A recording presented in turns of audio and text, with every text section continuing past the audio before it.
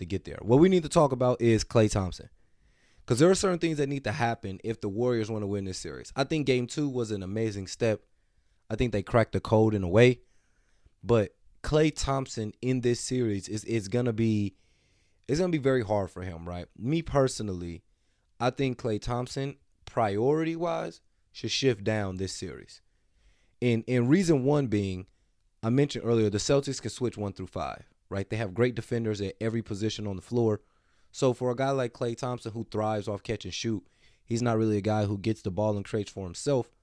When you got a Jason Tatum, a Jaylen Brown, a Grant Williams, a Marcus Smart, Peyton Pritchard, guys who you could stick on Klay and just say, hey, chase him around. We're switching the screens. We're doing this and that.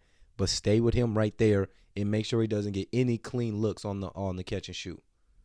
That's a recipe for success because Game 1, Klay Thompson had 15 points. He had no assists and no rebounds, and he was 6 for 14. So you make a guy who doesn't normally create for himself off the dribble against elite defenders, in this series is not one that will go Klay Thompson's way. Game 2, he was 4 for 19. So Game 1, he goes 6 for 14. Game 2, he goes 4 for 19. And that's because they're pushing him off that three-point line, making him create for himself, making him take difficult pull-up jump shots and in another variety of shots, right? Things that Klay Thompson doesn't normally do. What needs to happen for the Warriors, best case scenario for the Warriors and for Klay Thompson, is that he just gets back in that mode where he's living and thriving off catch and shoots. I know that he did a lot of work in his 2-year absence of him probably getting off the dribble and working off the dribble, because we've seen Klay go off the dribble at a super high rate this year, right?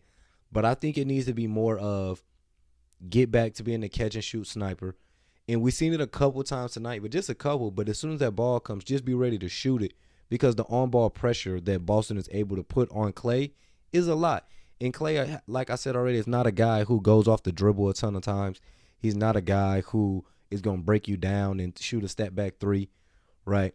He's a guy that once he hits enough catch and shoots, he's able to pump fake you, maybe get a dribble pull-up, let you fly by, maybe go to the basket. But that's all created off the catch and shoot. Boston is limiting his catch and shoots. That's why we're seeing 6 for 14s and 4 for 19s from Klay Thompson. So like I just said, the pecking order for the Warriors has to change, right? It usually goes Steph, Klay, Poole, and Wiggs are borderline, Dre, Loon. That's just usually just how it goes. Otto Porter gets some burn. Gary Payton gets some burn, right? But this series in particular, it needs to go Steph, and then your 2 and 3 can be interchangeable with Andrew Wiggins and Jordan Poole, right? Because those are guys who can create off the dribble, put constant pressure on the Boston Celtics defense, right? And that's what you need. Last thing before I get off Golden State is I just want to really put the emphasis on Klay Thompson, man. I seen Stephen A say he's putting out a missing persons report on Klay.